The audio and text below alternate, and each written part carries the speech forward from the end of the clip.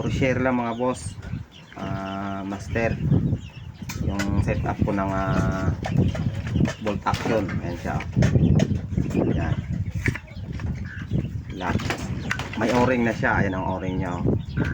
Pagka ilock mo siya, papansin mo doon siya tatama sa loob, malalak siya, walang pasingaw-singaw. Natunog ng o-ring. Yun, ibig sabihin doon ay walang kasingaw-singaw. Tapos yan yung butas sa loob. Ayan. Dito ko lalagyan ngayon ng magnet. Dito yung lagyan ko ng 8mm. Dito ilalagay yung bala, steel ball. Ayan, lock. Ayan na siya. Tapos dito naman dito naman, yan, ito yung setup ko ng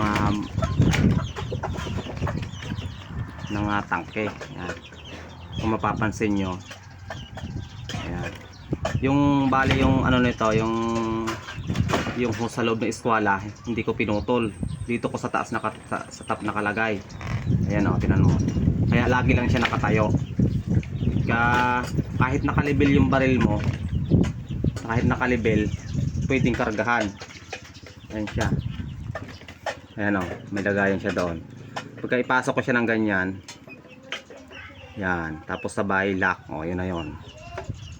Pipindot ko na lang. Yan.